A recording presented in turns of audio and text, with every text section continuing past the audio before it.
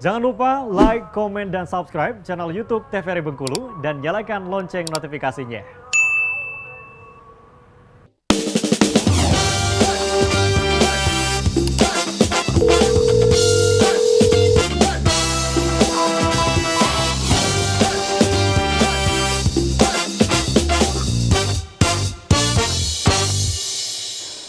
Baik, terima kasih pemirsa, masih di Dokter Kita TVRI Bengkulu tentunya, dan kita masih membahas tentang gastroesophageal reflux disease tentunya dengan Dr. Junia Aryani dan juga Dr. Wenti ya. Kita terhenti tadi karena iklan mengenai penjelasan slides dari Dr. Wenti. Boleh silakan dokter dilanjutkan kembali tentunya untuk penjelasan mengenai GERD ini sendiri. Ya, jadi kuesionernya ini bukan kita buat-buat sendiri ya. Jadi GERD udah baku nih ya. Ya, sudah baku. Jadi ini pun sudah ditranslitkan ke dalam bahasa Indonesia. Jadi awalnya ini adalah dari internasional ya, dari luar.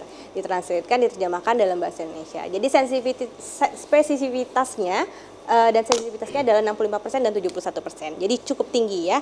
Dan untuk penegakan diagnosanya bisa dengan GERD untuk yang paling sederhana ya. Oke, selain ini apa lagi? Ada namanya endoskopi saluran cerna bagian atas atau SCBA. Ini adalah gold standar. Karena dia kalau ini udah pasti dilihat di teropong, oh udah jelas nih bentuknya. Oh ini sphincternya longgar atau misalnya ada perlukaan. Nah, itu adalah gold standarnya ya. Kita lihat. Nah, ini. Jadi dilakukan endoskopi, dimasukkan kayak alat ke dalam mulutnya nanti ya. Dia bisa dibius ataupun tidak dibius. Jadi ada dua, nanti tergantung kebutuhan. Jadi ini adalah standar baku atau gold standar untuk diagnosa GERD ya. Oke, jadi tujuan endoskopi adalah untuk melihat dari sphincternya tadi. Ya, jadi banyak sekali ini tujuannya ada 3 ya. Memastikan ada tidaknya kerusakan tadi ya. Karena udah nampak langsung nih, kerusakannya bisa apa aja? Bisa erosi, ada bisa perlukaan, atau bisa misalnya esophagus barit ini yang dibilang dokter Junia, bisa untuk keganasan nantinya. Bisa berlanjut ke ganasan. Kemudian bisa menilai berat ringannya tadi ya, berat ringannya dari GERD tadi. Oh ini GERD-nya sudah parah atau GERD-nya masih yang ringan gitu kan.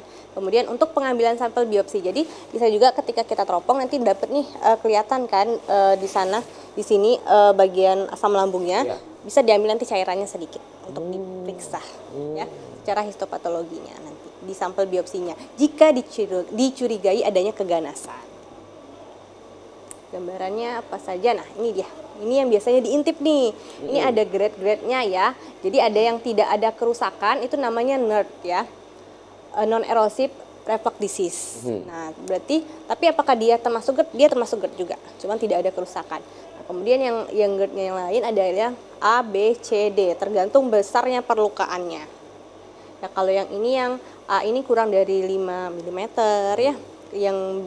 Yang B ini lebih dari 5 mm, kemudian yang paling parah ini yang D ini sudah kelilingnya ini sudah luka semua. Wah biasanya. Ini yang bulat-bulat ini sphincternya ya, yang tadi, yang corongnya tadi ya. Ini adalah yang dilihat nanti. Jadi nanti diagnosanya pun jadinya GERD dengan erosi seperti itu. GERD dengan apa seperti itu, sesuai dengan hasil endoskopinya. Kemudian pemeriksaan histopatologi tadi ya. Untuk menentukan adanya metaplasia atau keganasan atau tidak gitu dari si sel-selnya tadi, apakah sudah mulai terjadi perubahan sel atau tidak. Kalau sudah terjadi perubahan sel berarti kemungkinan akan ke keganasan, karena itu tadi yang sifatnya sudah lama-lama tadi akan merubah bentuk selnya menjadi berkembang biak menjadi ganas ya. Kemudian nah ini juga bisa pemeriksaan pH-metri 24 jam, cuman agak rumit tapi sebenarnya ini bisa dilakukan di rumah sakit ya. Jadi ada alatnya sendiri yang untuk mengecek bagaimana kadar pH-nya sendiri. Karena kita tahu asam lambung berarti pH-nya akan asam ya.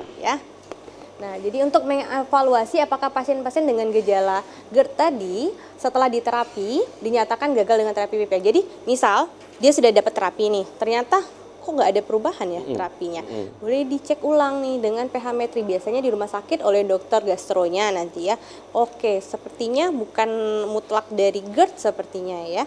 Maka dicek, ternyata ketika dia keluhannya muncul kayak heartburn atau regurgitasi, pas dicek itu kan pas dia lagi gejala nanti dia akan tekan alatnya, lalu dicek pH-nya, ternyata pH-nya tidak asam, berarti tidak ada refluksnya, berarti dia bukan GERD. Maka terapinya tentu tidak tepat. Makanya akan diganti lagi nanti.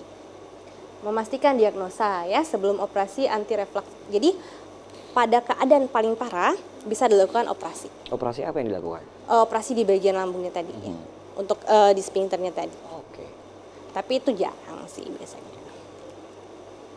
Kemudian ini nah ini yang paling sering nih dan yang paling gampang sebenarnya PPI test. Jadi dilakukan untuk menegakkan diagnosis pada pasien dengan gejala tipikal.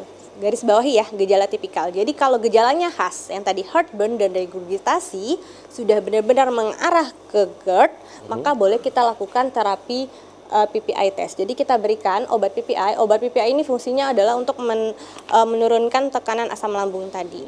Jadi kita berikan selama 1-2 minggu high dose. Jika dia ada perbaikan, maka dia bisa didiagnosa dengan GERD. Lalu akan dilanjutkan dengan pengobatan selama 2 bulan. Jadi pengobatannya dalam jangka 2 bulan. Boleh nggak dok sebentar-sebentar? Nanti nggak tuntas.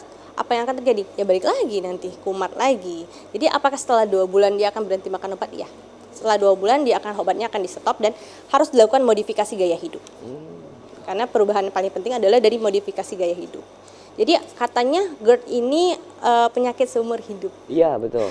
Enggak. Jadi GERD ini bisa disembuhkan. Dia bukan penyakit seumur hidup. Tapi apabila tidak dilakukan modifikasi gaya hidup, maka GERD-nya akan bisa berulang. Oh, akan muncul lagi ya? Iya, benar sekali. Bisa berulang dan tingkat keparahannya bisa lebih parah lagi. Karena tadi kerusakan dari asam lambung tadi, dia kan benar-benar asam. Dia bisa mengiritasi, bisa sampai keganasan kalau dibiarkan terus ya.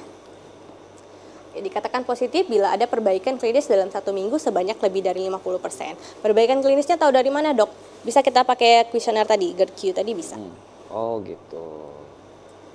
Oke, nah penunjang diagnosa lainnya bisa ada, ini nice to know aja sebenarnya. Ada namanya manometri esophagus, tes Bernstein. Nah, ini kalau udah ke ranah yang lebih lanjut lagi sih.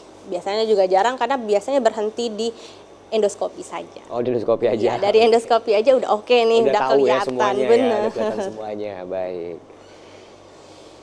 Oke, nah jadi klinikalnya, prinsip penegakan diagnosanya adalah yang pertama berdasarkan dari gejalanya. Jadi penegakan berdasarkan dari tipikalnya. Kalau dia memang khas, udah bisa ditegakkan dari itu, kita berikan PPI. Ternyata dia berespon, berarti memang benar dia fix GERD.